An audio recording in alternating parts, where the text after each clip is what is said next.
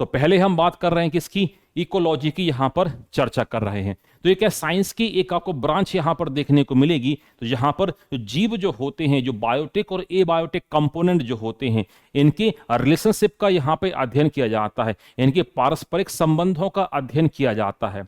सो इसे बोला जाता है क्या, इसे कहा जाता है इकोलॉजी।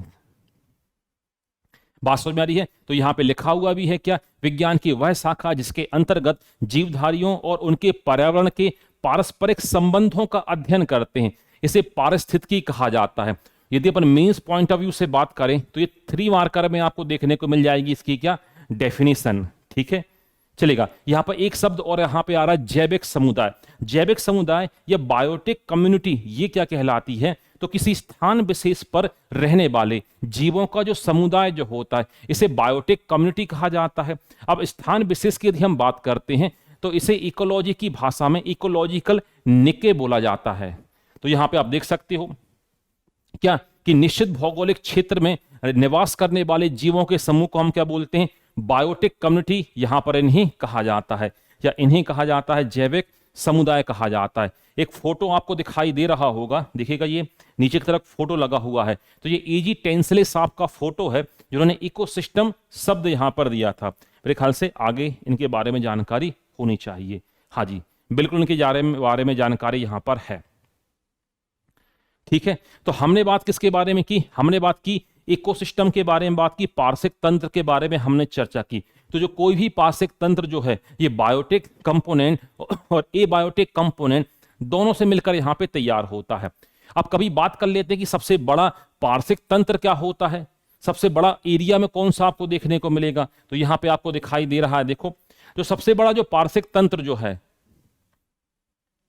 और सर्वाधिक स्थायी भी हम बात करते हैं, ये आपको देखने को कहां पर मिलेगा, ये हमें देखने को मिलेगा ओशन महासागर में हमें देखने को मिलेगा। सर हमें तो लग रहा था कि जंगल जो होंगे ये स्थायी पार्श्विक तंत्र के अंतर्गत आएगा, ऐसा क्यों नहीं हो रहा है।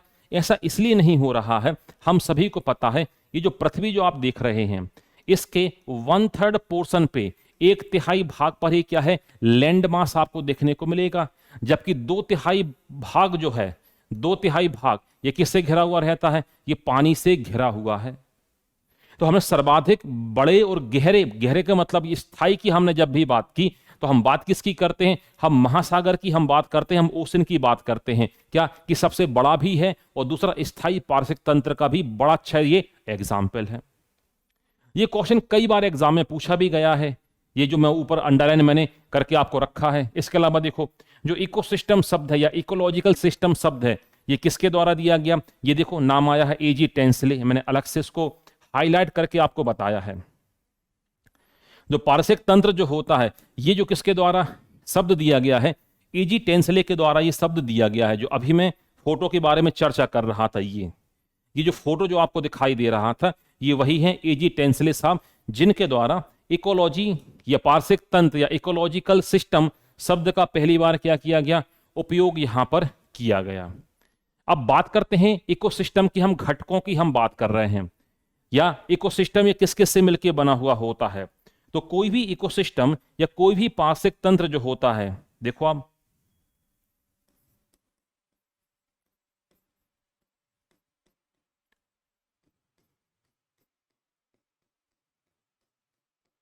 तीन घटकों से मिलकर बना हुआ होता। कई किताब 2 घटक बताती, कई इसको एनर्जी को अलग भी बांट देती है। पहला कहलाता है biotic factor, biotic component.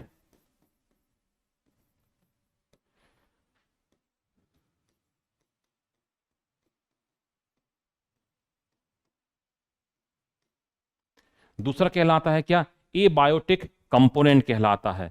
Hindi में यदि अपन बात करें तो इसको बोला जाता है जैव घटक।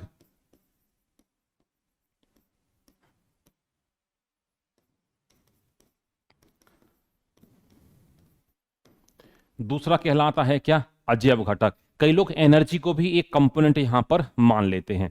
सर जैव घटक जो आपने बोला है, बायोटिक कंपोनेंट जिसके ऊपर आप जिक्र कर रहे हैं, यहां पर क्या क्या आएगा। तो सबसे पहले बायोटिक कंपोनेंट के अंतर्गत आपको देखने को मिलता प्रोड्यूसर।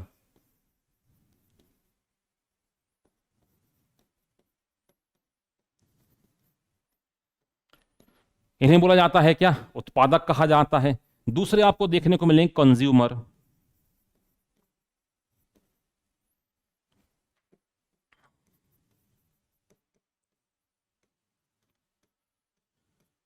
इनको बोला जाता है क्या, उपभोक्ता। अब जो कंज्यूमर जो होते हैं इनको भी हम तीन कैटेगरी में बांट देते हैं।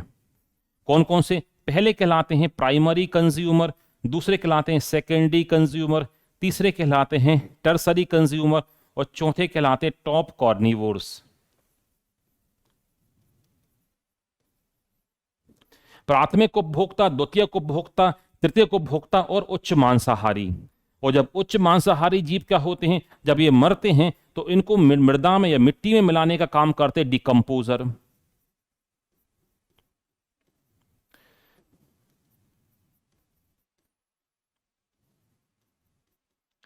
हिंदी में यहां पर बोला जाता है इन्हें क्या, हिंदी में कहा जाता अपघटक कर्ता कहा जाता है। तो किसी भी पारिस्थितिक तंत्र में जो जैविक समुदाय जो होता है, तो जैविक समुदाय में आपको क्या देखने को मिलेगा, तो जैविक समुदाय आपको यहां पे बता रहा है इसके अंतर्गत कौन कौन शामिल है, फोना और फ्लोरा, मतलब वनस्पति और जंतु दोनों यहां पर क्या होते हैं, शामिल होते हैं। वनस्पति के अंतर्गत बात करते हैं, ये इनको हम रखते हैं किस कैटेगरी में, प्रोड्यूसर की कैटेगरी में रखते हैं। ये उत्पादक वर्ग के अंतर्गत आते हैं। क्यों? क्योंकि प्रकाश संश्लेषण अभिक्रिया के माध्यम से अपना भोजन खुद यहां पर तैयार कर लेते हैं। जबकि जो कंज्यूमर जो होते हैं, जो सीधे इनको खाते हैं, वो कहलाते हैं प्राथमिक उपभोक्ता। जो प्राथमिक से अपना भोजन प्राप्त करते हैं उन्हें द्वितीयक उपभोक्ता कहा जाता है, सेकेंडरी कंज्यूमर कहा जाता है।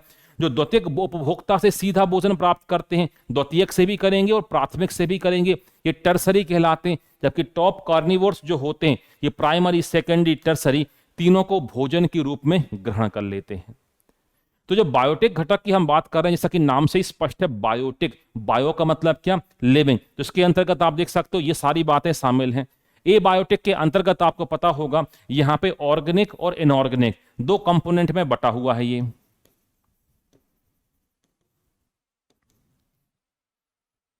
ये सीधा मैं एग्जाम्पल बताता हूं आपको, अजैविक घटक क्लासिफिकेशन आपको आगे मिल जाएगा। इसके अंतर्गत आपको देखने को मिलेगा जो भी चीजें जीवित नहीं है, जैसे मृदा, सॉइल, जैसे लाइट जो बिजली चमक रही है, प्रकाश, लाइट, इसके अलावा पानी, ये सब के सब किसमें शामिल हो जाते हैं, ये अजैविक घटकों के अंतर्गत क्या हो जाते हैं, शामिल हो जाते हैं। तो बस यही यहां पे बात की जा रही है कि जो कोई भी इकोसिस्टम जो होता है, पारिस्थितिक तंत्र जो आपको दिखाई दे रहा है, इसे दो भागों में बांटा गया। पहला कहलाता बायोटिक कंपोनेंट कहलाता है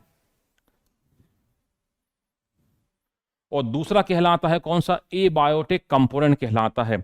और दूसरा कहलाता है कौन सा, अजैविक घटक कहलाता है।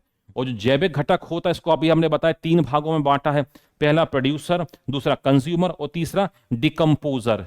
अब डिकम्पोजर के अंतर्गत मैं आपको क्वेश्चन बता देता हूं, एक बार क्वेश्चन बना भी है। अब घटक के अंतर्गत आपको देखने को मिलेगा क्या, बैक्टीरिया आपको देखने को मिलेगा अब घटक के अंतर्गत, और फंगी।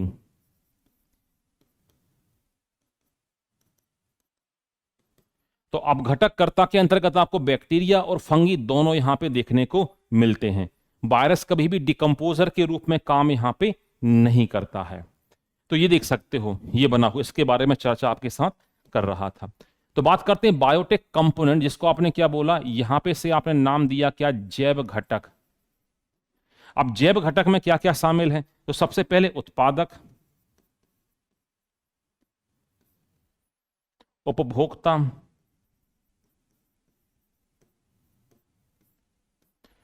और अपघटक करता।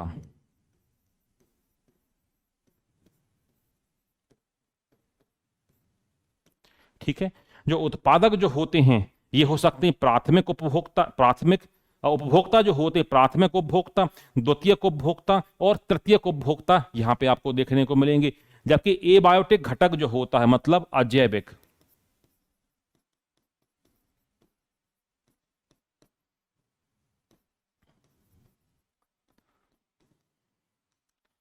इसके अंतर्गत आपको देखने को मिल जाएगा क्या, हवा, जितनी भी निर्जीव वस्तु हैं जो इन्वायरमेंट में उपस्थित हैं।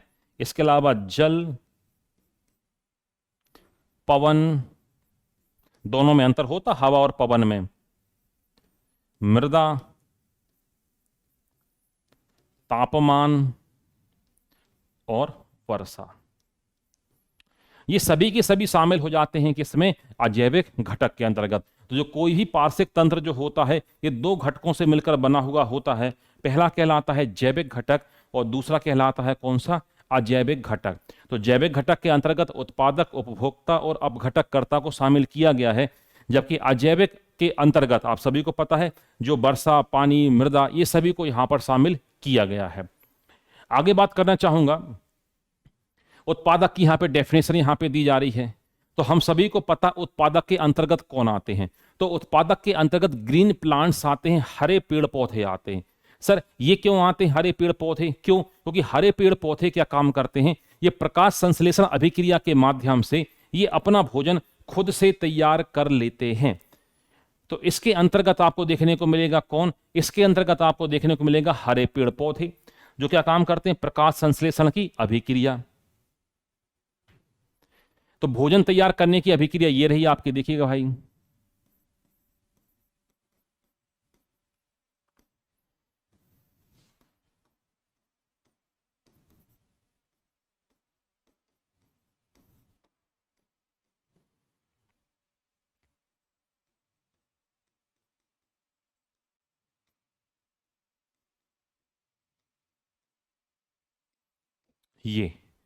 ये रही प्रकाश संश्लेषण की अभिक्रिया, जिसके माध्यम से क्या कर लेते हैं? ये अपना भोजन यहां पर तैयार कर लेते हैं।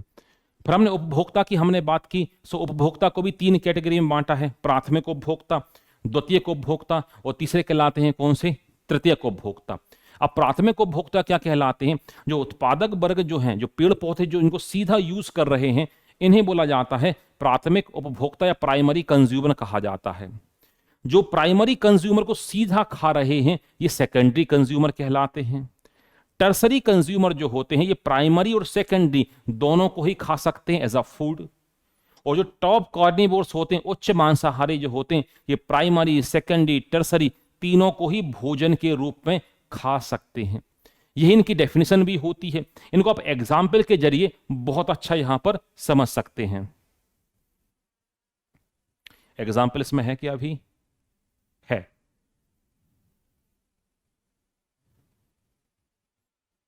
बीच में कुछ चीज अलग से है। एग्जाम्पल पहले मैं आपको देता हूं, देखिएगा। तो हम बात कर लेते हैं प्राइमरी, सेकेंडरी, कंज्यूमर, टर्सरी की हम बात कर लेते हैं। चलो, तो यदि एक मैं फूड चेन यहां पे बनाऊं तो यहां पर मैंने लिखा ग्रास, घास लिखा। घास को खाया किसी खरगोश ने, यहां पर इस घास को खाया। इस खरगोश का शिकार कर लिया किसी सियार ने कर लिया। इस सियार को किसी बाघ ने, यहां पर लकड़बग्घे ने, ये ठीक रहेगा, इसको बोलते हैं आप हाइना बोलते हैं। और इसका शिकार किसी बाघ अथवा शेर ने यहां पर कर लिया।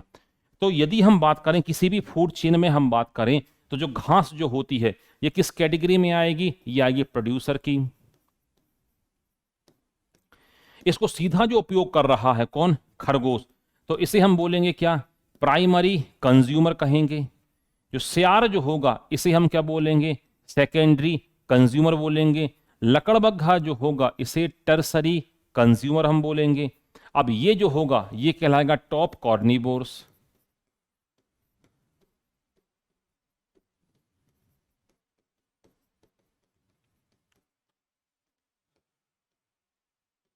उच्च मांसाहारी। तो हमने प्राथमिक की विशेषता क्या बताई, या प्राथमिक की हमने परिभाषा क्या बताई कि ये अपना भोजन किससे प्राप्त करते हैं? सीधे सीधे इससे प्राप्त कर रहे हैं, घास से। तो हमने इसको नाम क्या दिया? हमने बोला भाई साहब ये क्या है? ये है प्राथमिक उपभोक्ता।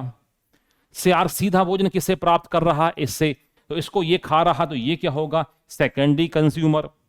लकड़बग्घा, देखो ध्यान से, लकड़बग्घा सीधा खरगोश को भी खा सकता है, ये सीधा सियार को भी खा सकता है। जो टर्सरी कंज्यूमर जो होते हैं ये भोजन के रूप में सेकेंडरी कंज्यूमर को भी उपयोग कर सकते हैं और प्राइमरी कंज्यूमर को भी उपयोग कर सकते हैं। यह है आपका कौन सा? टर्सरी। जबकि शेर जो है ये सीधा खरगोश को भी खा लेगा, सियार को भी खा लेगा और लकड़बग्घे को भी खा लेगा। इसका मतलब सर इसके पास फूड की जो चॉइस है ये अच्छी खासी है। प्राइमरी को भी उपयोग कर लेगा, ये सेकेंडरी का भी उपयोग कर लेगा और ये टर्सरी का भी क्या कर लेगा? उपयोग कर लेता है। तो शेर के पास क्या अच्छी खासी चॉइस आपको देखने को मिलेगी, और यही इनकी होती है क्या डेफिनेशन कि प्राथमिक, द्वितीयक और तृतीयक उपभोक्ता के बारे में जानकारी। सो अब देखो, तो प्राथमिक उपभोक्ता के बारे में है क्या, इसके अंतर्गत वे जीव आते हैं जो पौधे या पौधे किसी भाग के ऊपर क्या होते हैं, आश्रित होते हैं, या उससे अपना भोजन क्या करते हैं, प्राप्त करते हैं। तो इन्हें बोला जाता है क्या, जैसे गाय, भैंस, बकरी, बड़ा अच्छा एग्जाम्पल आपको देखने को मिल जाएगा। तो इन्हें हम बोलते हैं क्या, प्राइमरी कंज्यूमर। ये कहलाते हैं अपने कौन से, प्राथमिक उपभोक्ता।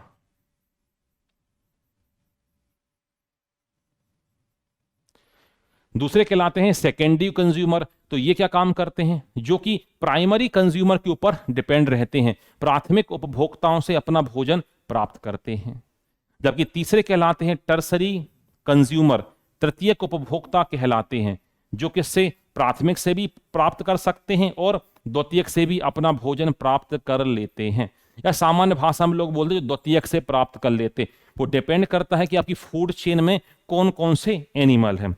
अब हम ऐसा नहीं बोलेंगे कि सर कि जो सांप जो है ये टॉप में आ रहा, अभी आपने बोला था कि प्राइमरी को भी खा लेगा, सेकेंडरी को भी खा लेगा, टर्सरी को भी खा लेगा।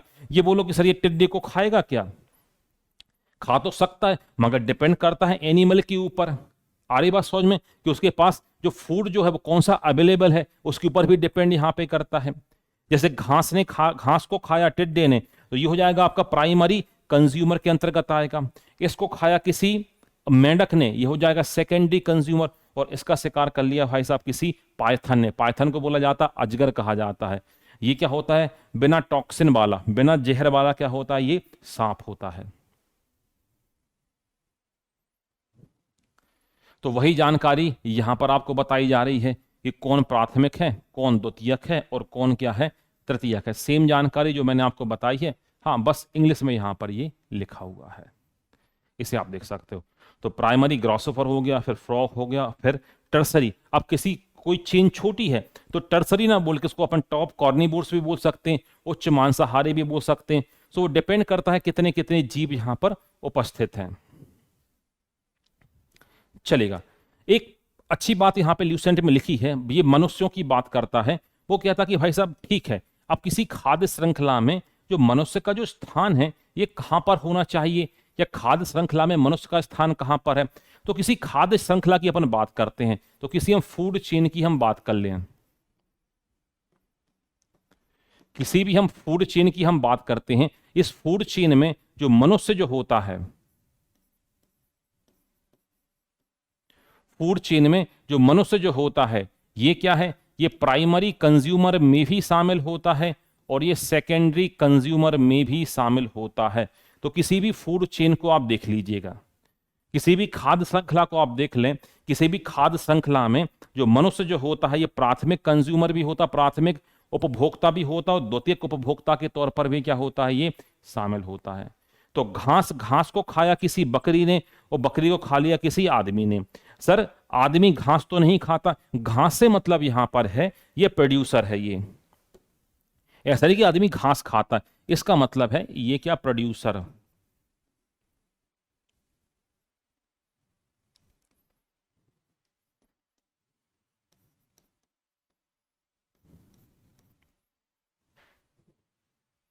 ये प्राइमरी कंज्यूमर,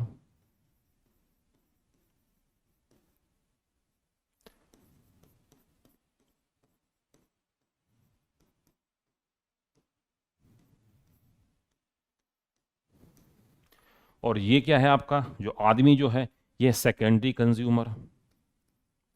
तो किसी भी फूड चेन की अपन बात करते हैं, मनुष्य प्राथमिक भी हो सकता है और द्वितीयक भी हो सकता है। वो साफ साफ समझ में आ रहा है, मनुष्य सीधे इसको भी खा सकता है, और जो मनुष्य जो है, ह्यूमन जो है भाई साहब, रोटी भी तो खा रहा है, दाल भी तो खा रहा है। ये कहां से मिली, सीधे प्रोड्यूसर से ही तो मिल रही है, ये उत्पादक से ही तो मिल रही है। क्योंकि ह्यूमन जो कैटेगरी है ये आ जाती है किसमें, सर्वाहारी के अंतर्गत आ जाती है, जो वेज भी है और नॉन वेज भी है। केवल नॉन वेज थोड़ी है कि केवल नॉन वेज ही खा रहा है, भाई पौधों के ऊपर भी तो आश्रित है। ये घास बोल रहा हूं, ये धान भी तो खा रहा है, ये चावल भी तो खा रहा है, ये गेहूं भी तो खा रहा है, ये चने को भी तो भी खा रहा है। तो ये प्राथमिक और द्वितीयक दोनों कैटेगरी में आपको देखने को मिल जाता है। तो वही यहां पर ये लाइन दी गई है।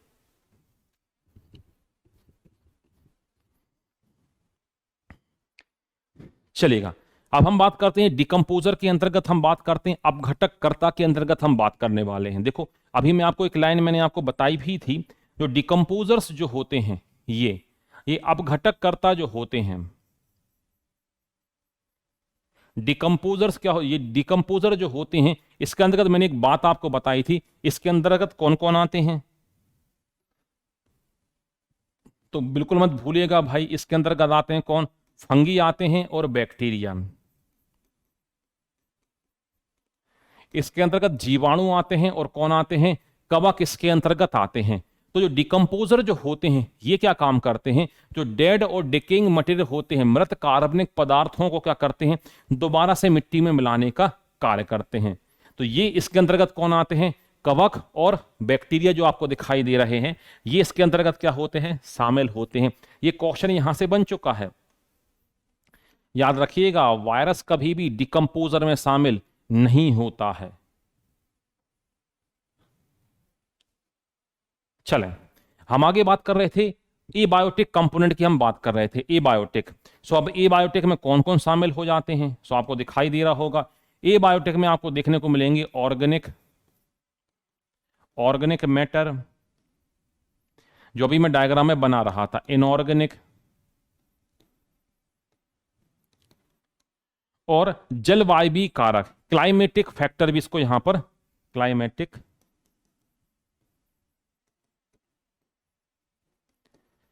इसे शामिल किया है। क्लाइमेट के अंतर्गत क्या आता है, जल और वायु दोनों को यहां पे शामिल। क्लाइमेट मतलब जो आपके आसपास का सराउंडिंग इन्वायरमेंट जो था।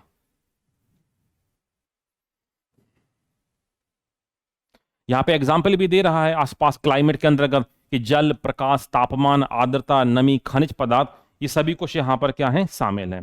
तो एक मनुष्य अपने जीवन को पूर्ण रूप से धारणी करने में जो न्यूनतम भूमि पार्श्विक पदछाप, एक यहां पे बड़ा अच्छा शब्द यहां पर पूछा क्या है, एक बड़ा अच्छा शब्द यहां पर दिया है, देखिएगा, पारिस्थितिक पदछाप यदि आपको दिखाई दे रहा हो, इसे इंग्लिश में बोला जाता है इकोलॉजिकल फुटप्रिंट कहा जाता है। मेरे ख्याल से होना चाहिए यहां पर भी, है क्या,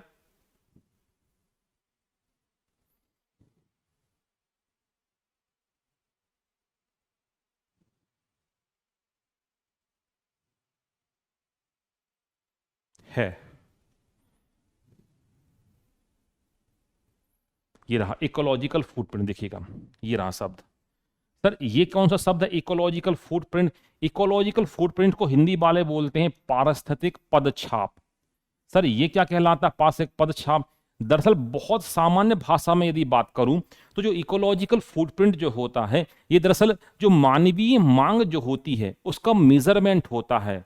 मतलब मनुष्य की मांग का एक ये मापक होता है, एक ग्लोबल हेक्टेयर पे इसको बताया जाता है, ये भी इकाई भी पूछी गई है। इसे कहा जाता है कि पार्श्विक पदछाप कहा जाता है। सर मानवीय मांग, सर ये क्या होती है, एग्जाम्पल देता हूं। एक बच्चा पैदा हुआ तो उसने क्या काम किया, ऑक्सीजन को लेना शुरू किया। क्या ये ऑक्सीजन उसने बनाई है, सर ये तो उसने नहीं बनाई है। सर ये तो वो एनवायरमेंट से ले रहा है। मैंने बोला बहुत बढ़िया। थोड़ा सा बड़ा हुआ वो तो कॉपी पेन किताब का उसका उपयोग करना उसने शुरू कर दिया, या कपड़े वो पहन रहा बचपन से ही। तो सेल्यूलोज उसने बनाया है क्या, कि कपास उसने बनाया, ये तो पौधे से उसने लिया है।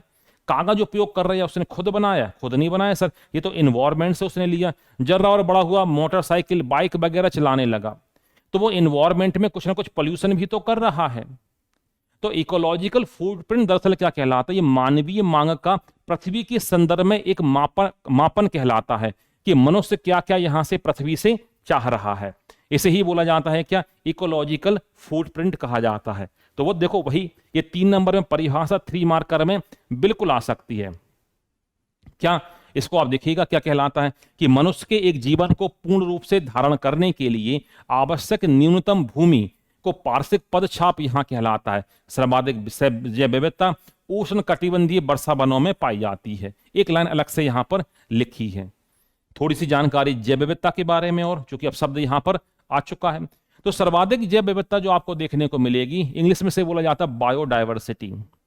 बायोडायवर्सिटी का मतलब क्या होता है? जीवों की प्रजातियों का ज्यादा पाया जाना। ये जो आपको दिखाई दे रहा इक्वेटर,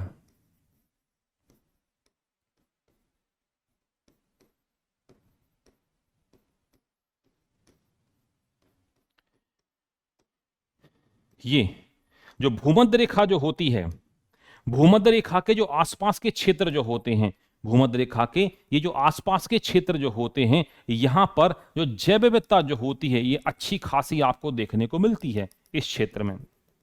और जैसे जैसे इक्वेटर से आप क्या होते हैं, दूर की तरफ जाते हैं, कहां की तरफ पहुंचेंगे आप? ये पोल्स की तरफ आप जैसे जैसे आप जाते जाएंगे, ये भूमध्य रेखा से जैसे जैसे आप कहां की तरफ जाएंगे, आप ध्रुवों की तरफ यहां पर जाएंगे। क्रमशः जो बायोडायवर्सिटी जो है, जैव विविधता जो है, ये क्या होती जाती है?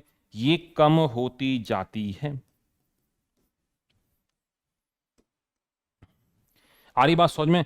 तो भूमध्य रेखा के इर्द गिर्द या भूमध्य रेखा के चारों तरफ ये क्या होती है? आपको सर्वाधिक क्या देखने को मिलेगी? सर्वाधिक जैव विविधता देखने को मिलती है। और जैसे जैसे हम क्या होते हैं, भूमध्य रेखा से ऊपर की तरफ जाते जाते हैं, दूर की तरफ जाते जाते हैं, तो क्रमशः जैव विविधता क्या होती जाती है? कम होती जाती है। इसलिए आप देखिएगा इन एरिया में आपको गिने चुने जीव ही आपको देखने को मिलेंगे। या तो पोलर बियर मिल जाएंगे, पोलर फॉक्स मिल जाएंगी, पेंगुइन आपको मिल जाएंगे, और सामान्य जीव या सामान्य वनस्पतियां यहां पर देखने को नहीं मिलती। तो जैसे जैसे हम दूर जाते जाते हैं तो जैव विविधता क्या होती जाती? क्रमशः कम होती जाती है। ठीक है, तो थोड़ी जैव विविधता के बारे में जानकारी यहां पर।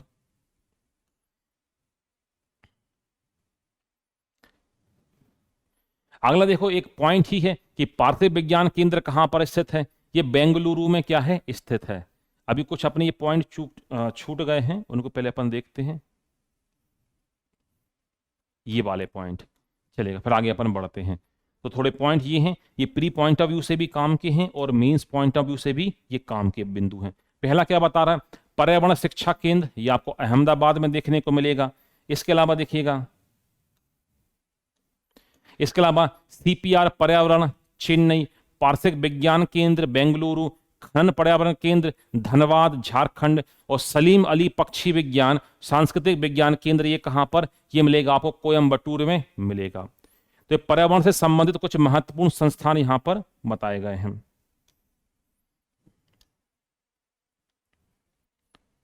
ठीक है, चले आगे बात करते हैं, प्रदूषण के बारे में करते हैं, चर्चा करते हैं कि प्रदूषण क्या कहलाता है। प्रदूषण का सामान्य भाषा में यदि मैं अर्थ बताऊं कि किसी भी माध्यम का भौतिक और रासायनिक तत्व जब उसमें आते हैं तो उस माध्यम का जो संगठन जो हो जाता है वो परिवर्तित जो होता है, इसे ही बोला जाता है क्या? प्रदूषण कहा जाता है। और जो संगठन को जो चेंज करते हैं या परिवर्तित जो करते हैं उन्हें प्रदूषक या पॉल्यूटेंट इन्हें बोला जाता है। तो वही यहां पे परिभाषा लिखी गई है। एक बार अपन देख लेते हैं कि वायु जल भूमि, सीधी सी बात, पर्यावरण के भौतिक और रासायनिक गुणों में होने वाला ऐसा अनचाहा परिवर्तन जो मनुष्य एवं जीवधारियों, उनकी परिस्थितियों, औद्योगिक प्रक्रियाओं, सांस्कृतिक उपलब्धियों के लिए हानिकारक हो, इसे ही बोला जाता है क्या? प्रदूषण कहा जाता है। और जो प्रदूषण फैलाने वाले जो तत्व जो होते हैं उन्हें बोला जाता है प्रदूषक कहा जाता है। तो यहां पर हमने बात की कि जो मनुष्य हैं या जीवधारी जो हैं, देखिएगा हमने बात की कि भौतिक पर्यावरण की भौतिक संरचना रासायनिक संरचना में परिवर्तन हो रहा। किससे परिवर्तन? किसके माध्यम से हो रहा है? तो आप देख सकते हो मनुष्य के द्वारा जो औद्योगिक प्रक्रियाएं यहां पे हो रही हैं, सांस्कृतिक उपलब्धियां जो हो रही हैं, या जो क्रियाकलाप मनुष्य प्रकृति में रहकर कर रहा है, इससे पर्यावरण का जो संगठन क्या हो रहा है, ये परिवर्तित हो रहा है। इसे ही सामान्य भाषा में प्रदूषण कहा जाता है। कितने प्रकार का? ढेर सारे प्रकार का, कुछ प्रकार यहाँ पे लिखे हुए हैं, जैसे वायु प्रदूषण, जल प्रदूषण, ध्वनि प्रदूषण, मृदा प्रदूषण और नाभिकीय प्रदूषण, ये आपको यहाँ पे दिखाई दे रहे हैं। तो अभी बेसिक यहाँ पर लिखे हुए हैं। मेरे ख्याल से क्लासिफिकेशन इसका होना चाहिए, बिल्कुल है।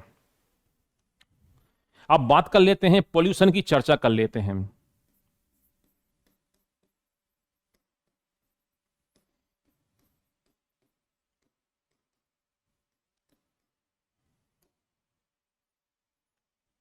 प्रदूषण के बारे में हम कर लेते हैं बात।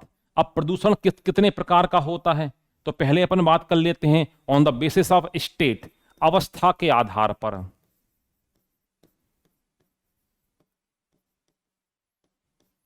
पहला हो जाएगा क्या, on the basis of state, अवस्था के आधार पर। दूसरा,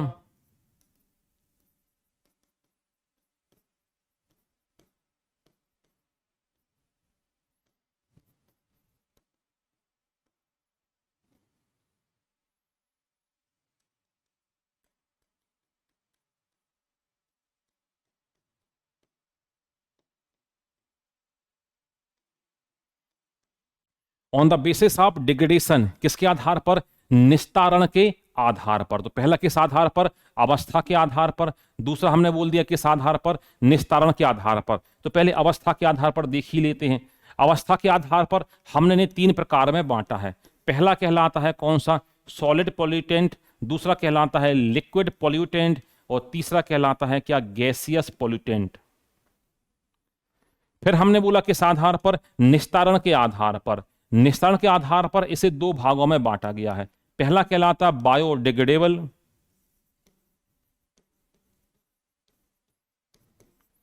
हिंदी वाले बोलते जैव अपघटनीय। दूसरा नॉन बायोडिग्रेडेबल।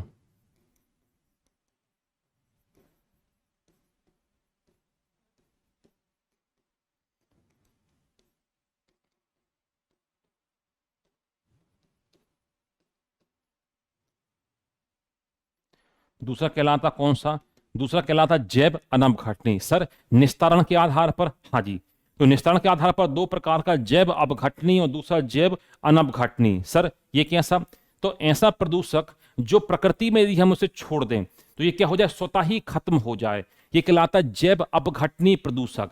और दूसरा जिसको हम प्रकृति में छोड़ें, ये अपने आप स्वतः ही नष्ट ना हो, इसे बोला जाता है क्या, इसे कहा जाता है जैव अनपघटनीय प्रदूषक। जैसे बहुत अच्छा एग्जाम्पल मैं आपको दूं, घरों से निकली हुई पुरानी सब्जियां, घरों से निकली हुई सब्जियों के छिलके, इनको आप पर्यावरण में आप छोड़ेंगे तो स्वतः ही क्या हो जाते हैं, ये अपघटित हो जाते हैं, स्वतः ही क्या हो जाते हैं, ये टूट जाते हैं। तो इन्हें क्या बोला जाता है, इन्हें कहा जाता है बायोडिग्रेडेबल पॉल्यूटेंट कहा जाता है, जैव अपघटनीय प्रदूषक कहा जाता है। जबकि ऐसे प्रदूषक जो प्रकृति में क्या होते हैं, स्वतः ही नष्ट नहीं होते हैं, इन्हें बोला जाता है क्या, इन्हें कहा जाता है जैव अनपघटनीय प्रदूषक बोला जाता है। तो पॉल्यूटेंट को हमने 2 प्रकार से देखा।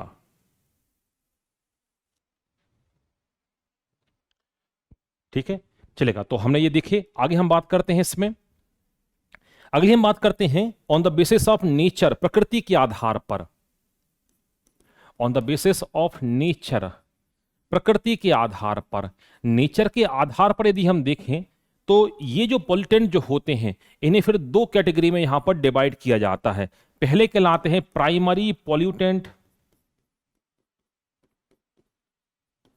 प्राथमिक प्रदूषक। दूसरे कहलाते हैं सेकेंडरी, दूसरे कहलाते हैं द्वितीयक प्रदूषक। तो प्राथमिक प्रदूषक ऐसे प्रदूषक होते हैं जैसे ही ये निकलते हैं और निकलने के बाद नेचर को या एनवायरनमेंट को नुकसान पहुंचाना शुरू कर देते हैं। जबकि द्वितीयक प्रदूषक ऐसे प्रदूषक कहलाते हैं, ये जैसे निकलते हैं ये किसी दूसरे प्रदूषक पदार्थ से रिएक्शन कर जाते हैं या किसी दूसरे तत्व से अभिक्रिया करके एक नया प्रदूषक बना लेते हैं। इन्हें बोला जाता है क्या, सेकेंडरी पॉल्यूटेंट कहा जाता है। जैसे सल्फर डाइऑक्साइड, ये प्राथमिक प्रदूषक है, ये प्राइमरी पॉल्यूटेंट है, इसने रिएक्शन कर ली नमी से या पानी से, इसने बना दिया H2SO4, जो अम्ल वर्षा के रूप में कहां पर गिर रहा है, जमीन पर गिर रहा है। तो जो प्राथमिक प्रदूषक जो थे किसी दूसरे तत्व प्रदूषक तत्व से या दूसरे सामान्य तत्व से अभिक्रिया करके नया प्रदूषक जब बनाते हैं तो इसे यहां पर बोला जाता है क्या, इसे कहा जाता है सेकेंडरी पॉल्यूटेंट, यहां पर इसे बोला जाता है। तो यहां से कई बार क्वेश्चन बने हुए हैं, कौन सा प्राथमिक है, कौन सा द्वितीयक है। मेरे ख्याल से आगे इसमें होना चाहिए, बिल्कुल। हाँ, तो हम बात करते हैं, पहले हम चर्चा कर लेते हैं वायु प्रदूषण के ऊपर चर्चा कर लेते हैं। तो वायु प्रदूषक में कौन कौन शामिल यहां पर होते हैं, जो वायु के, जो हवा के जो कंपोनेंट जो होते हैं उसको क्या करते हैं, प्रभावित यहां पर करते हैं। तो यहां पर देखो, तो वायुमंडल जब प्रदूषण वायुमंडल में उपस्थित होता है और वायुमंडल के अवयवों के अनुकूल मात्रा में परिवर्तन यहां पर लाता है तो इसे वायु प्रदूषक कहा जाता है। यहां पर आप देखो शामिल कौन से होते हैं, पीएम पार्टिकुलेट मैटर, कणकीय पदार्थ आपको देखने को मिलेंगे। सस्पेंडेड पार्टिकुलेट मैटर, जो हवा में मौजूद कण, जो हवा में क्या है, तैरते हुए हैं, इनको बोलते हैं सस्पेंडेड। अच्छा, कौन कौन से पदार्थ जो है हवा को नुकसान पहुंचाते हैं या हवा में ये प्रदूषण करते हैं, तो इसमें आपको सबसे पहले देखने को मिलेगा carbon monoxide, sulphur dioxide, hydrogen sulphide, देख सकते हो hydrogen fluoride, nitrous oxide, nitrogen dioxide, ammonia, तंबाकू का धुआं, फ्लोराइड, धुएं के कण, ये सभी के सभी प्रभावित करते हैं किसको, हवा को प्रभावित करते हैं। तो ये कहलाते हैं क्या, ये कहलाते हैं हवा को प्रदूषित करने वाले प्रदूषक। हवा को प्रदूषित करने वाले क्या, प्रदूषक। थोड़ी सी जानकारी कार्बन मोनोऑक्साइड के बारे में। कार्बन मोनोऑक्साइड क्या होती है, ये देखो, जब ये कार्बन मोनोऑक्साइड जब हीमोग्लोबिन के साथ रिएक्शन करती है तो ये बनाती है HbCO, इसको आप बोलते हो कार्बोक्सी हीमोग्लोबिन।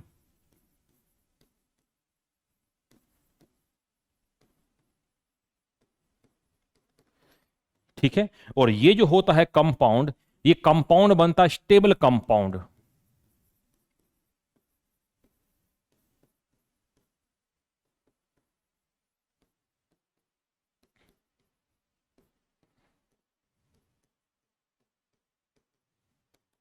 ये बनता है क्या, स्थायी यौगिक बनता है। बात समझ में आ रही है।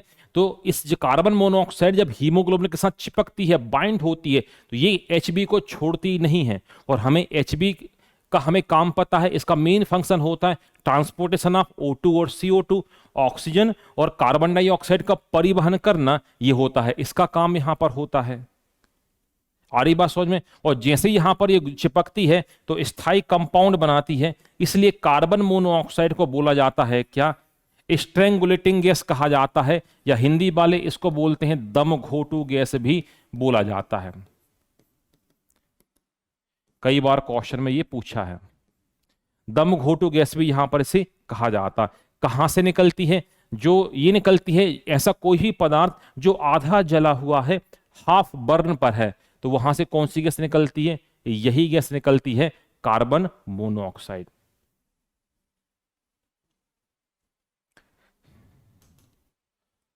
हाँ जी, तो आप देखिएगा वायु प्रदूषक कौन कौन से, एस्बेस्टास की धूल हो सकती है, इससे फेफड़ा, इसके अलावा स्टमक, पेट, ब्लड स्ट्रीम यहां पे क्या होती है, इससे प्रभावित होती है। वो कार्बन मोनोऑक्साइड देखो लिखा हुआ है, ये मस्तिष्क को भी क्या करता है, प्रभावित करता है। Sulphur dioxide, sulphur trioxide, nitrogen oxide दिखाई दिया है, ये पानी के साथ मिलकर ये क्या बनाती हैं, अभी जो मैं आपको एसिड रेन के बारे में जानकारी दे रहा था, अम्ल वर्षा के रूप में यहां पर गिरती हैं।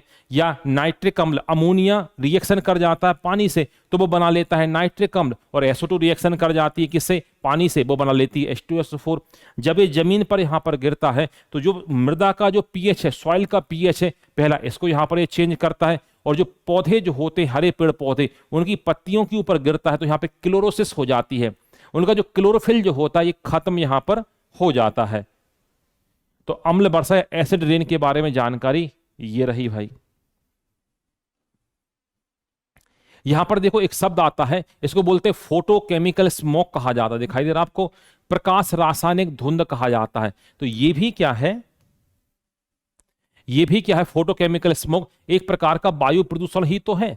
देखिएगा आप, ये हो गए कौन, ये हो गए आपके सूरज महोदय। फोटोकेमिकल स्मोक से बड़ी समस्याएं आपको देखने को मिलेंगी। यहां से कौन सी रेज निकल रही हैं, तो यहां से निकलेंगी यूवी रेज भाई। ठीक है, अब देखो हम बात करते हैं नाइट्रोजन के ऑक्साइड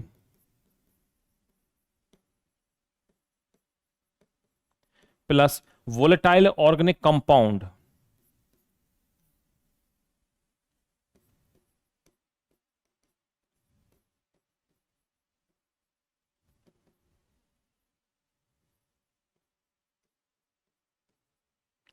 वाष्पशील कार्बनिक यौगिक कहां से निकलते हैं,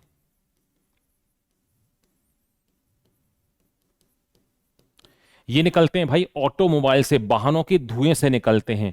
जब ये किसके साथ मिलते हैं, जब ये यूवी के साथ आपस में मिलते हैं, तो देखो यूवी के साथ आपस में मिलते हैं तो एक ब्राउन कलर का एक स्मोक तैयार करते हैं। स्मोक नहीं बोला मैंने क्या बोला, स्मोक।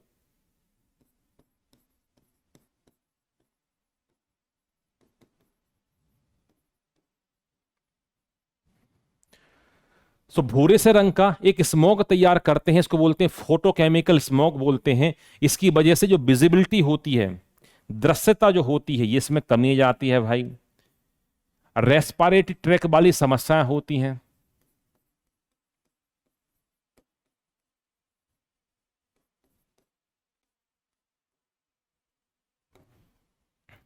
इसी ब्राउन फोटोकेमिकल स्मोक की वजह से आप दिल्ली एनसीआर वगैरह में आपको पता ही होगा क्या कि जब ये फोटोकेमिकल स्मोक ठंड के समय ज्यादा देखने को मिलता है तो फ्लाइट वगैरह प्रभावित होती हैं, आंखों में जलन, अस्थमा अटैक जैसी ढेर सारी समस्याएं यहां पर देखने को मिलती है।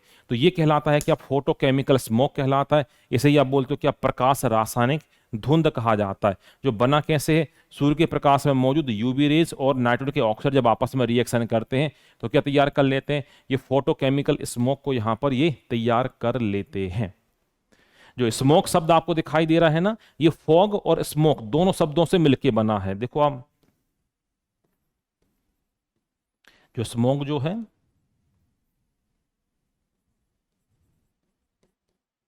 स्मोक जिसे बोला जाता है धुआं, और फॉग दोनों से मिलकर बना हुआ। तो एसएम यहां से ले लिया अपन ने, ठीक है, और ओजी शब्द यहां से ले लिया, तो इसको नाम क्या दे दिया, स्मॉग। हिंदी में आप इसे धुंध भी बोलते हैं। ये होता है धुआं, और फॉग को हिंदी में बोला जाता है, ये कहलाता है भाई आपका कोहरा, है ना। तो धुएं और कोहरे से मिलकर तैयार क्या होता है, स्मॉग तैयार होता है। तो यही वो फोटोकेमिकल स्मॉग है। तो 3 नंबर में आपको मेंस में भी पूछ सकता है कि भाई बताइएगा फोटोकेमिकल स्मॉग या प्रकाश रासायनिक धुंध क्या कहलाती है, तो आप इसके बारे में बता सकते हैं। देखो वही देखा, फोटोकेमिकल के संबंध में एक शब्द का उपयोग किया, किसका, ब्राउन एयर, भूरी हवा या ब्राउन एयर, यहां पे एक शब्द का उपयोग यहां पर हुआ है। अगला देखते हैं, अब बात करते हैं जो पर्यावरण से जुड़े हुए कुछ महत्वपूर्ण संस्थान यहां पे आपको दिखाई दे रहे होंगे। कौन कौन से संस्थान हैं, जैसे आप देखो पहला दिखाई दे रहा है केंद्रीय प्रदूषण नियंत्रण बोर्ड, कहां पर, नई दिल्ली। केंद्रीय चिड़िया प्राधिकरण, ये भी कहां पर, नई दिल्ली। फिर आप देखो जीबी पंत हिमालय पर्यावरण एवं विकास संस्थान, अल्मोड़ा। भारतीय वन अनुसंधान एवं शिक्षण परिषद, इसके अलावा वन प्रबंधन, भोपाल, और ये कहां पर है, ये है आपका देहरादून में। वन आनुवांशिकी तथा वृक्ष प्रजनन, कोयंबटूर में। वन उत्पादकता केंद्र, झारखंड, रांची में। राष्ट्रीय विज्ञान और औद्योगिकी संस्थान, फरीदाबाद। भारतीय वानस्पतिक सर्वेक्षण, कोलकाता। और भारतीय प्राणी विज्ञान सर्वेक्षण, ये भी आपको देखने को मिलेगा कहां पर, कोलकाता। तो pre examination point of view से ये काम की वो पूछ लेता है कि कौन सा संस्थान कहां पर स्थित है। ये बिल्कुल है, हमें ने याद यहां पे रखना है। पीएससी के अलावा जो पीवी एग्जामिनेशन है तो ये भी यहां से क्वेश्चन कर लेते हैं।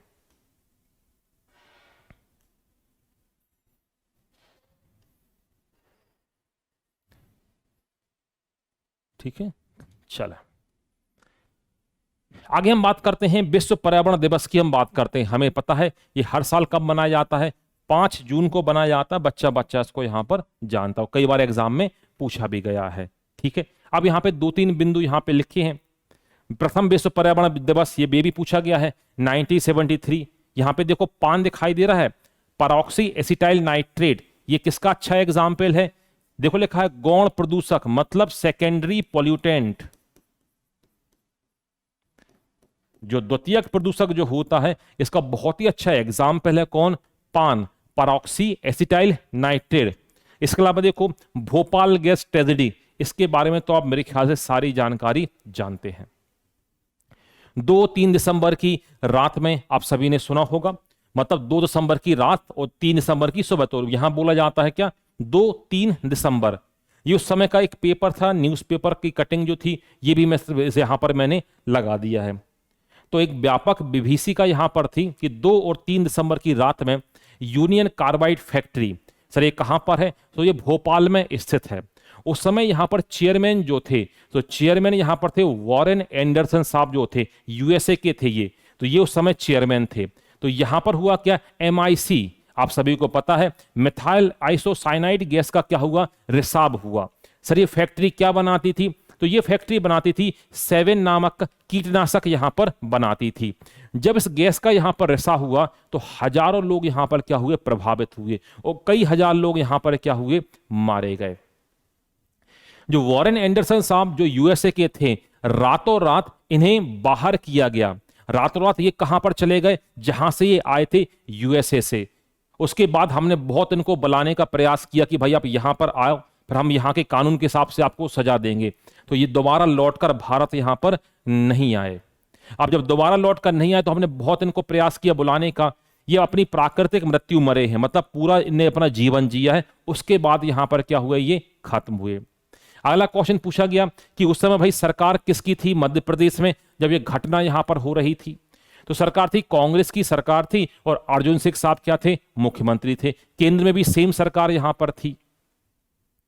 और जानकारी इसके बारे में ये कि जब ये घटना यहां पर हुई तो हजारों लोग मारे गए। अब सर कुछ लोग बचे भी तो हैं, कुछ लोग तड़प भी तो रहे हैं। इनको बचाने के लिए एक ऑपरेशन हमने चलाया।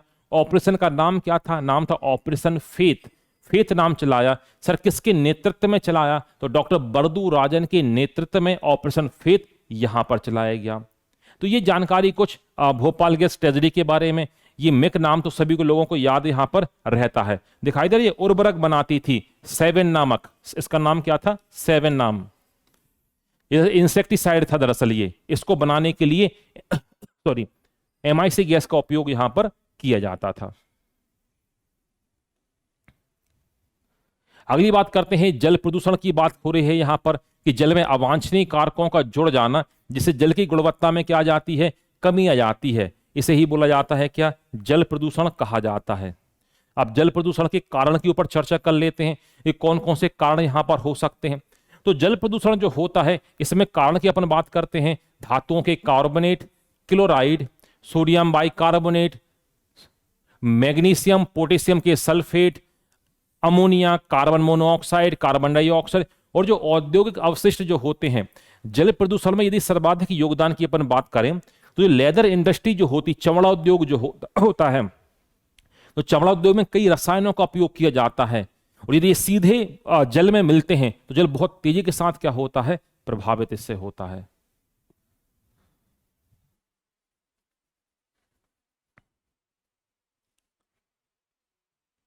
आगे की तरफ करते हैं चर्चा। तो देखो अब बात करते हैं कुछ बीमारियों के बारे में चर्चा कर लेते हैं। देख लो आप, बहुत बहुत काम की ये बीमारियां हैं। इन बीमारियों को तो भाई कोई भी नहीं भूलेगा। बीमारियों के नाम आप देख लो। बात करते हैं पहला मिनामाटा डिसीज। देखो क्या, मिनामाता डिसीज, मिनामाता बीमारी। वो पूछता है ये किसमें, पेयजल में किसकी अधिकता से होती है, तो आप बताइएगा जब मर्क्यूरी की अधिकता यहां पर हो जाती है। जब मरकरी की अधिकता कहां पर, पेयजल में हो जाती है, तो रोग का नाम क्या होता है, मिनामाटा डिसीज। अगली बात करते हैं ब्लैक फूट। ये किसकी, जो आर्सेनिक जो होता है, आर्सेनिक की अधिकता से क्या हो जाती है, ब्लैक फूट डिसीज। फिर बात करते हैं ब्लू बेबी सिंड्रोम।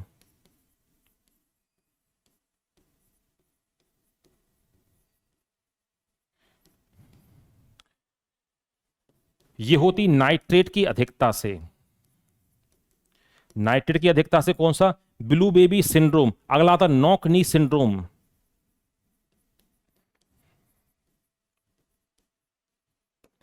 ये होता फ्लोराइड की अधिकता से हो जाता है क्या, नॉक नी सिंड्रोम। अगली डिसीज देखो, इटाई इटाई डिसीज। बहुत बहुत काम की स्पोर्ट्स में तो भाई ये क्या होती है, जब पेयजल में कैडमियम की मात्रा अधिक हो जाती है। एक रोग का नाम और बता रहा हूं, इसको भी बिल्कुल याद रखना है, इसको भी नहीं भूलना है। जब फ्लोरीन की मात्रा किसमें, ड्रिंकिंग वाटर में बढ़ जाए, फ्लोरीन की मात्रा किसमें, ड्रिंकिंग वाटर में,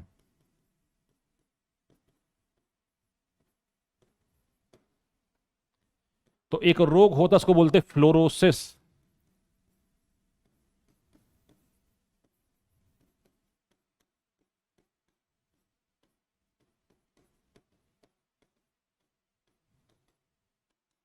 एक रोग होता है, रोग का नाम क्या होता है? रोग का नाम होता है फ्लोरोसिस। इस रोग में क्या होते हैं? दांत और हड्डियां गलने लगते हैं भाई।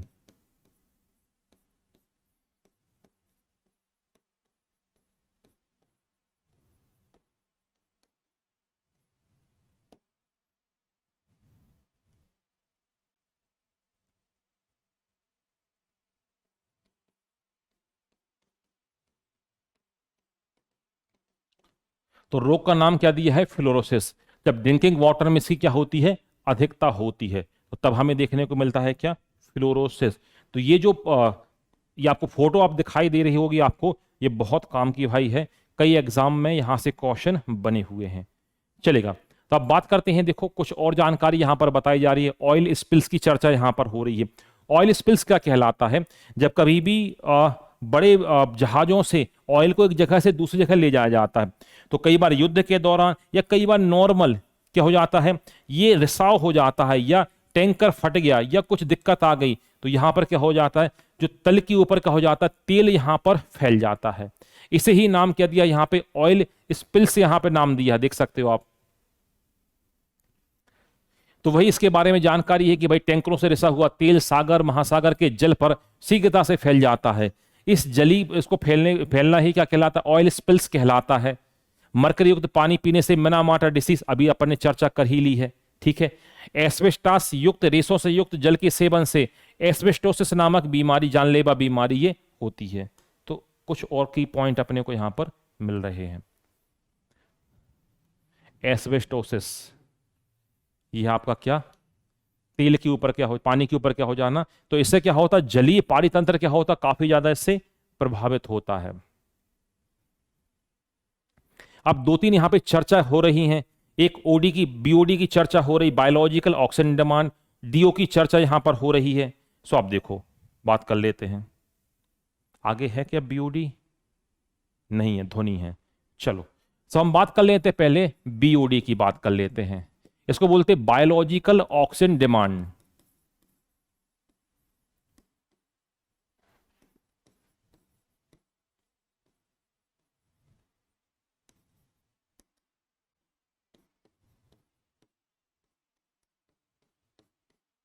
सर ये क्या कहलाता? Biological oxygen demand.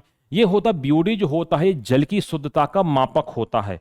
जल की शुद्धता का मापक का मतलब यहां पर है कि पानी कितना साफ है या पानी कितना क्या है, साफ नहीं है। जो बीओडी जो होता है, पानी में मांग क्या है, यदि ज्यादा है तो मैं क्या बोलूंगा? मैं बोलूंगा पानी खराब है। क्यों? क्योंकि पानी में क्या है, ऑक्सीजन की मांग ज्यादा है। तो जलीय जीव जो होंगे, जो एक्वेटिक एनिमल जो होंगे, वो क्या होंगे? ये मरेंगे भाई। तो यदि बीओडी यदि ज्यादा है तो पानी कैसा है? खराब है। एक शब्द आता है उसमें डीओ, इसको बोलते हैं डिसॉल्व ऑक्सीजन। ध्यान से आप देखना, तो बीओडी, ये डीओ, डीओ का मतलब होता घुलित ऑक्सीजन।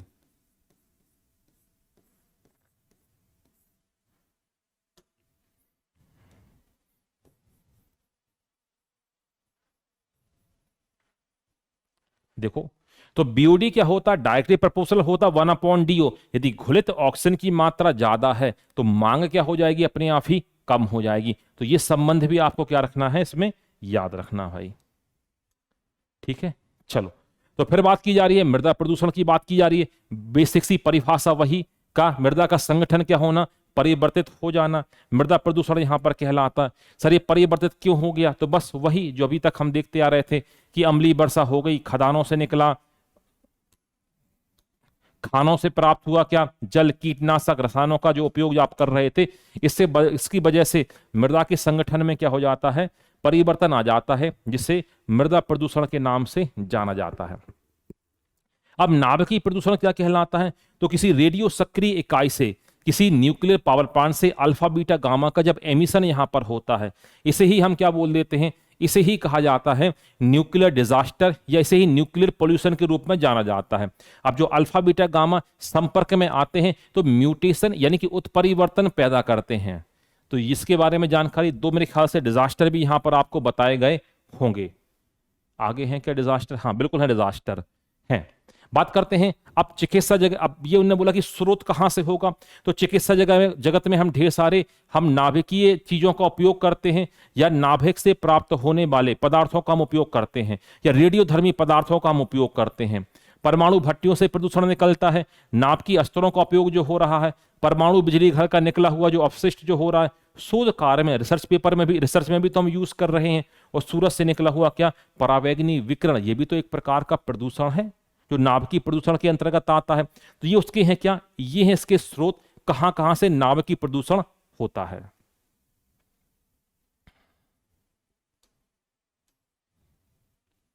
अगला देखो, आगे से बात की गई है किसके बारे में, हाँ, तो अब नाभिकीय प्रदूषण की हम बात कर रहे हैं तो दो तीन बातों के ऊपर बिल्कुल यहां पे चर्चा होगी। नाभिकीय न्यूक्लियर डिजास्टर की जब कभी भी चर्चा होगी तो एक बात होगी हिरोशिमा की बात होगी, और दूसरी बात नागासाकी की बात होगी। तो हिरोशिमा और नागासाकी में भी तो एक प्रकार का न्यूक्लियर डिजास्टर हुआ था। ये नाभिकीय त्रासदी ही तो थी, जहां पर 6 अगस्त 1945 और 9 अगस्त 1945 को द्वितीय विश्व युद्ध के दौरान जापान के दो शहरों हिरोशिमा और नागासाकी के ऊपर यूएसए ने 2 बम यहां पर गिराए थे। एक का नाम लिटिल बॉय रखा, एक का नाम फैट बॉय रखा। यहां से हजारों लोग मारे गए थे। तो एक प्रकार का नाभिकीय प्रदूषण या नाभिकीय त्रासदी में सबसे पहले आपको देखने को मिलेगा हिरोशिमा और नागासाकी की त्रासदी। दूसरे नंबर पे आपको देखने को मिलेगा अमेरिका में, ये रहा। अमेरिका में 28 मार्च 1979 को 3 माइल आइलैंड रिएक्टर पर भीषण दुर्घटना हुई। रिएक्टर में होने वाली दुर्घटना में सबसे अधिक हानिकारक और भीषण थी। ठीक है, तो यहां भी हजारों लोग मारे गए। और ये वाली घटना तो आपको बिल्कुल आनी चाहिए, ये नंबर 3 घटना है। ये कहां की है, ये वहीं का चित्र है, यूक्रेन का। यूक्रेन का इसको बोलते हैं, इस घटना को जो तीसरे नंबर की घटना है, इसे जाना जाता है चिरनोबिल डिजास्टर के नाम से।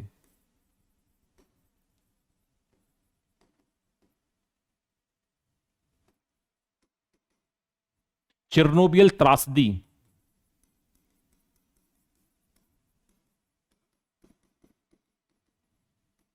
चिरनोबिल त्रासदी के नाम से जाना जाता है। घटना पूछी गई है यूक्रेन,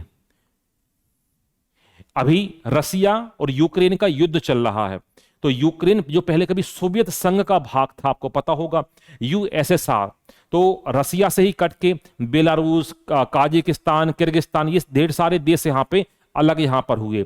तो उस समय यूएसएसआर का भाग था। तो 26 अप्रैल 1986 को यूक्रेन के चिरनोबिल, ये जगह का नाम है, यहां पर हुआ क्या, तो चिरनोबिल स्थित जो न्यूक्लियर पावर प्लांट जो था, यहां पर नाभिकीय संयंत्र विफल हो गया। इससे हजारों लोग यहां पर क्या हुए, प्रभावित हुए। हजारों लोग यहां पर क्या हुए, मारे गए। इतिहास में यह घटना चिरनोबिल डिजास्टर या चिरनोबिल त्रासदी के नाम से जानी जाती है। तो ये सन आपको याद रखना है, ये याद रखना है। और हिरोशिमा नागासाकी के बारे में तो मैंने आपको बता ही दिया है। और आप देख लो प्रदूषकों के बारे में और जानकारी बताई जा रही है कि कौन सा अंग यहां पर क्या होता है, इनसे प्रभावित होता है। तो पहला आपको दिखाई दे रहा है, देखो आप, कार्बन मोनोऑक्साइड, तो लिवर और किडनी प्रभावित हो रही है। नाइट्रोजन के ऑक्साइड, कैंसर यहां पे कर रहे हैं, धूल के कण, श्वसन संबंधी रोग, और सीसा किससे, जो नर्वस सिस्टम, केंद्रीय नर्वस सिस्टम का मतलब है सेंट्रल नर्वस सिस्टम, इससे क्या हो रहा है, प्रभावित हो रहा है। तो प्रदूषकों के बारे में थी ये जानकारी। आगे क्या है इसमें, ठीक है, हाँ जी। तो ये तो थी जानकारी इन्वायरमेंट की, जो जुड़ा हुआ है कहां से, ल्यूसेंट का जो पोर्शन जो था उसके ऊपर मैंने डिस्कशन कराया। ठीक है, मैंने ऑर्गेनिक केमिस्ट्री के बारे में सारी जानकारी यहां पर दे दी है। ऑर्गेनिक केमिस्ट्री का वीडियो रिलीज हो चुका है। जो इस वीडियो को देख रहे हैं, जिन्होंने ऑर्गेनिक केमिस्ट्री का नहीं देखा है, तो पूरी की पूरी ल्यूसेंट ऑर्गेनिक केमिस्ट्री की मैंने पढ़ाई है इसी चैनल के ऊपर, तो उसको भी आप देखिएगा। आने वाले समय में मैं लेकर आऊंगा क्या, फिजिकल केमिस्ट्री लेकर आऊंगा, और फिर लेकर आऊंगा क्या, इनऑर्गेनिक केमिस्ट्री, फिर इनके ऊपर हम करेंगे चर्चा। तो ये रहा एनवायरमेंट वाला पोर्शन। ठीक है, तो जिसने केमिस्ट्री के वीडियो ना देखे हो तो वो देखिएगा। करीब 9 से लेकर 10 घंटे के बीच में पूरी की पूरी फिजिक्स ल्यूसेंट की मैंने कवर कराई है। तो एक बार आप वो भी आप जाकर देख लीजिएगा, क्योंकि ल्यूसेंट को हम छोड़ नहीं सकते हैं। अच्छे खासे क्वेश्चन यहां से भी बनते हैं, प्री में भी बन जाते हैं, और मेंस में भी यहां से क्वेश्चन बनते हैं। तो जिन्होंने फिजिक्स ना देखा हो, ऑर्गेनिक केमिस्ट्री ना देखी हो, तो उसको भी देखिएगा। आने वाले समय में बॉटनी, जूलॉजी, कार्बनिक रसायन तो हो चुका है, अकार्बनिक रसायन और भौतिक रसायन, इनके ऊपर मैं लाने वाला हूं वीडियो। तो मुलाकात होगी आपसे अगले सेशन में। ओके भाई, थैंक यू।